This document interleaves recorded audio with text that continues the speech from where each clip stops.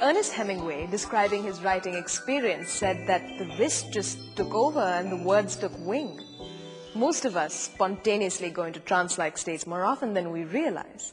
That ability to concentrate so totally on a task, whether you're a surgeon or an artist, or to be so completely absorbed in a book or a piece of music that you're oblivious to normal distractions. We do not associate this state with hypnosis because we see no hypnotist, but hypnosis is thought to be a state of heightened concentration and suggestibility, of course, but it is not sleep. It has been wrapped in so much mystery, myth, and misconception. I myself haven't even considered it so far because I think I've been afraid that I'll do something that I wouldn't ordinarily do. But I believe that it is this very quality that also enables us to overcome our pain, our anxieties, and our addictions. I'm Samara, and together in this episode, we are going to explore not the quackery, but the therapeutic value of hypnosis. Went through the entire thing saying, but I'm not got hypnotized because I was conscious. When you are under session, you are not under any spell as such. In fact, you are fed clear and you are able to analyze different issues and problems in a very objective manner, just like as if you are a witness. From the moment we're born, we begin learning through identification and association. Every moment of the day, we receive information. This comes from 4 different areas: the body, the environment, the subconscious mind, and the conscious mind. The subconscious collects in its memory all experiences as positive or negative. Any situation that you have not reacted to in a manner that has left you feeling positive and satisfied is retained as a negative experience, thereby adding stress. Your subconscious wants to expel the unease that the stress is causing. If this is not allowed through voluntary methods and suppression continues, the unease will soon cause enough dis-ease to manifest in the physical body as disease.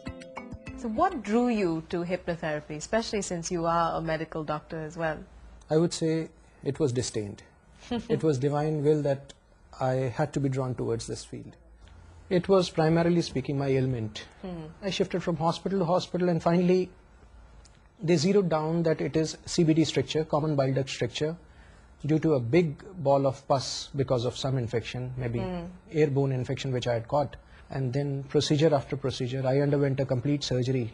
And then through other invasive procedures, ERCP, they put a stent. Precisely after 2.5 months, this artificial tube which was dilating my CBD also went into blockage. I discussed my cases with many people and by that time I was totally demotivated, demoralized and absolutely clueless. So the ailment plus absolute disillusionment and unanswered questions, that drove me to hypnotherapy. For the first time I realized that I was opening up and I was feeling quite fearless, quite comfortable and confident about life. Then the first session happened. It was 2 hours. It was very powerful. And when I was weaning out of the session, I was feeling very strong, very comfortable, and I could sense the pinkish complexion coming back, the color of life.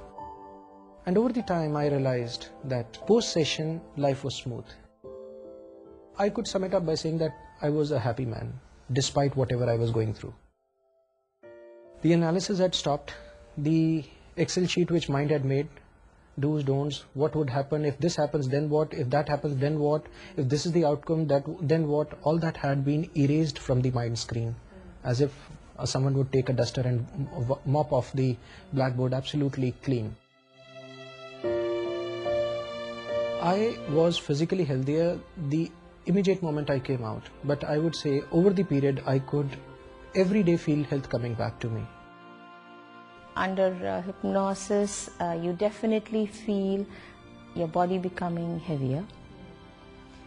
You feel your eyelids are not responding, and you even if you say, okay, no, let me try and open it, they are kind of limp, and your breathing becomes really gentle.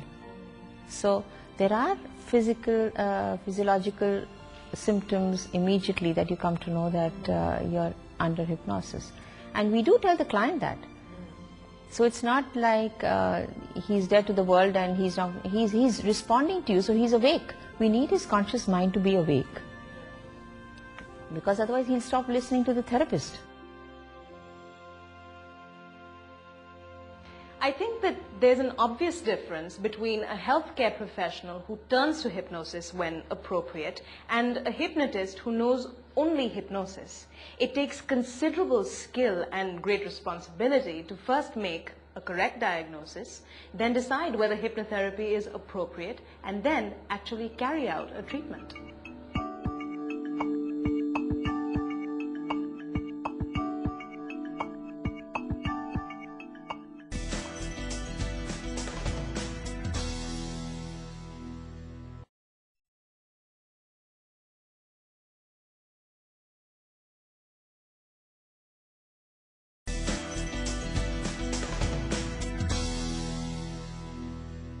Historically, hypnosis dates back to ancient Greece, where it was used as a form of therapy for anxiety and hysteria, for which it's still being used today, but it wasn't until the middle of the 18th century that it was popularized in Europe by a man named Franz Mesmer, who used hypnosis to cure his patients, but in doing so gave the subject something of a bad name because of his theatrical approach. And ever since, hypnosis has retained that image of quackery.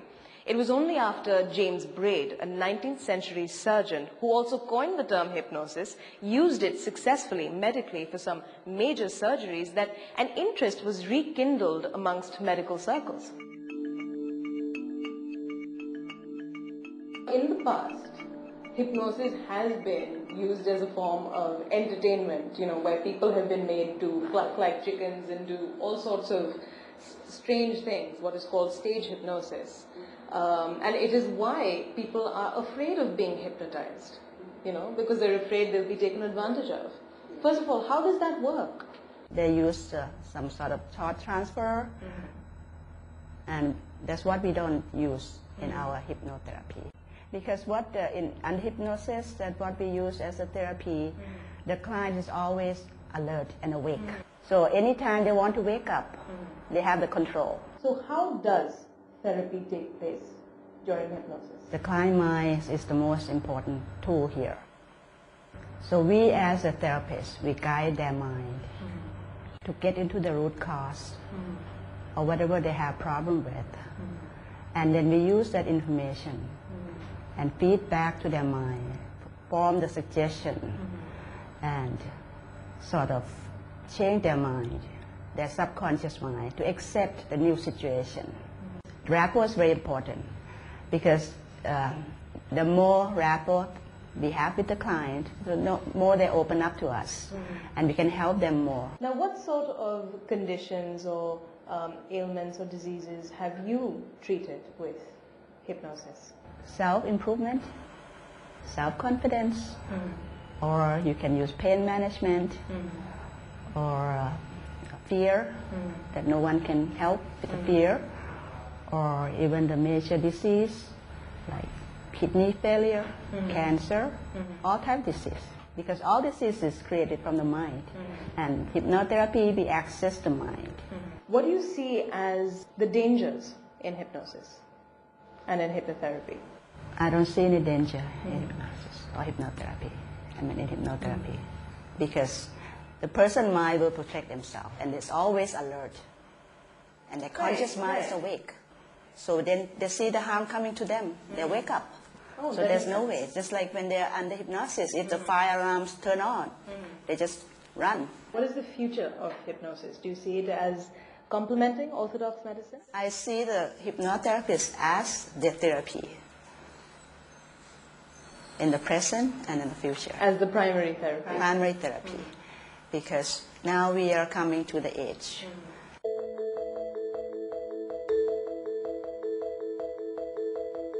What was it that drew you to hypnotherapy? Well, it started off with an ailment that one had, which was about 8 years ago, which is called ulcerative colitis, and which is a family of the IBD diseases, so as to say. And it wasn't just getting cured. I mean, I'd go into remission, and then it would be back again. and the doctor had tried out fairly strong medicines including steroids.